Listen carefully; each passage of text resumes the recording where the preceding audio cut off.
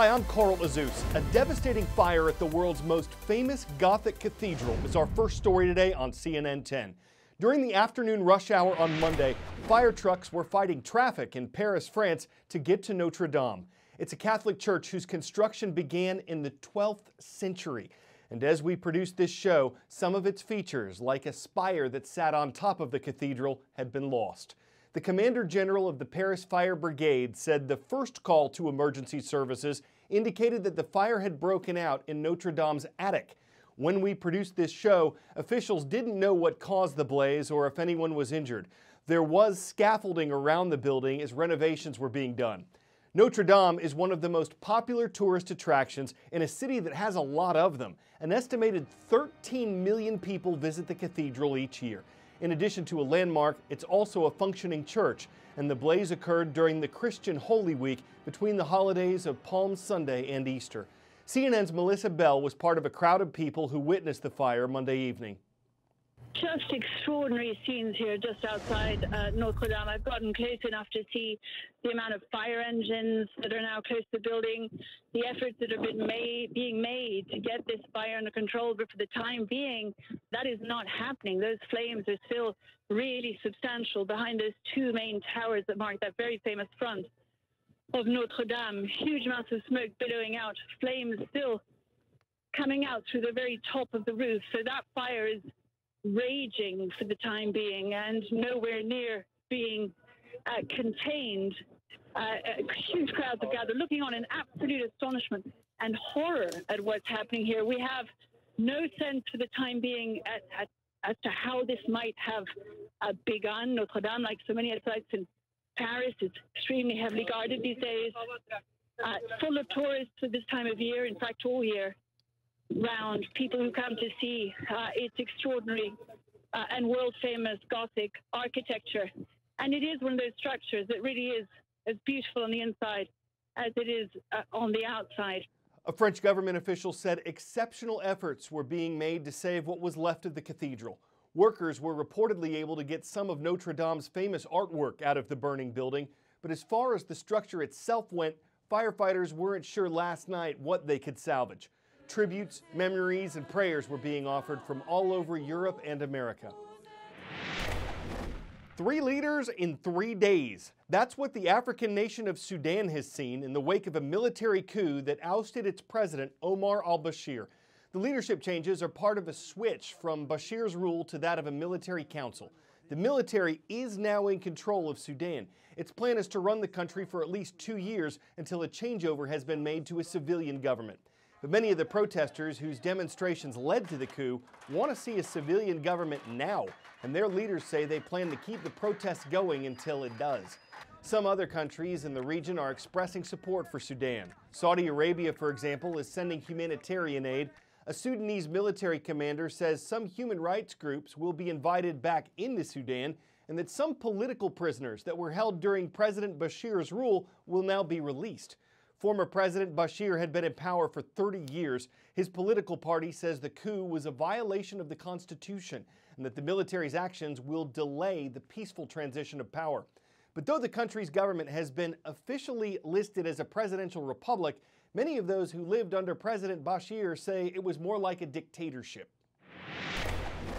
I was 11 years old when Omar al-Bashir came to power. I have known no other government in a real sense other than his government, and overnight our lives changed.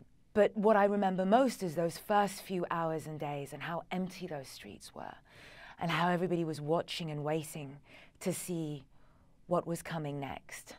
And I think about that a lot. I've thought about that a lot because I think I never really believed that he would go. So many of the people that we've been speaking to hoped and prayed, but more importantly believed that al-Bashir would go. And what's extraordinary is that most of those that were demonstrating against President Omar al-Bashir are his children. They are the generation that grew up under him. The majority of Sudan's population is under 30, and that is the majority of the people that were at that sit-in. And yet, in spite of the fact that they had known nothing other than him, nothing other than the apparatus and the infrastructure of his rule, and his oppression, that they had no real freedom of expression or freedom of the press or freedom of assembly. They still were able to dream it, and they were able to visualize it. And even now, many of those that we're speaking to on the ground say that they will not leave the sit-in sites until they are guaranteed a peaceful civilian transfer of rule, that what they want is democracy. In spite of never having experienced it, what they have fought for is something that they believe they deserve, and that is freedom. And that is what they are going to continue to fight for. They are very cognizant of what happened in Egypt after the ouster of Mubarak. They have seen what is possible in Algeria with the declaration of a civilian transition and of elections there. And that is what they want for themselves, and that's what they want for their country. And we hopefully will be watching and waiting as they continue to push for that. In our ongoing Positive Athletes series, sometimes it's about an unfailingly good attitude. Sometimes it's about the way a student's helping a community. Sometimes it's how a competitor overcomes tragedy. And that's certainly what happened with Scott Tibbetts.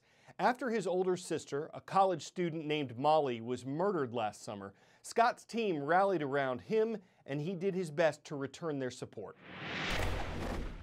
I've always played quarterback in football ever since I can remember, and I've always said that if I didn't play quarterback, I'm not sure I'd play football, and it's just really because I like the position, I like being the leader on the field. I'd say that, in that senior class that he was probably the main guy before any of this stuff happened with his sister that stepped up and took that leadership responsibility. I feel like I had to be there for my team and my community after they had been there for me through all of that. With the news that he got about them finding his sister, obviously he needed some time.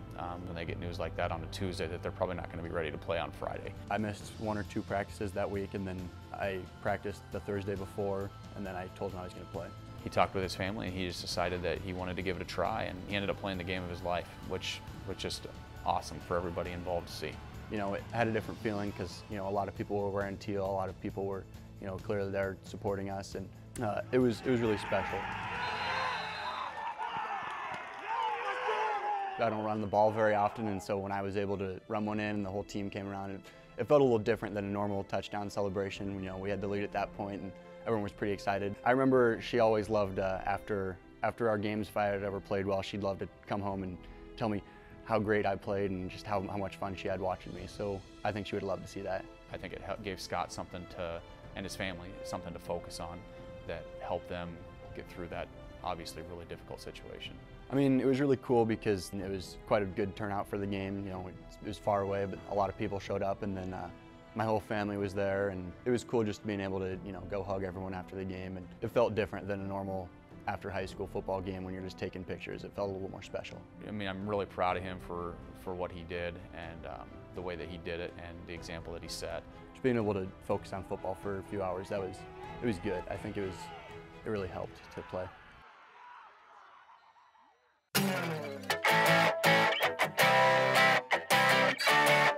If you're into fast cars at all, meet the man who has your dream job. Raffaele De Simone gets to test drive Ferraris for a living, or as he puts it, to confirm that Ferraris are alive.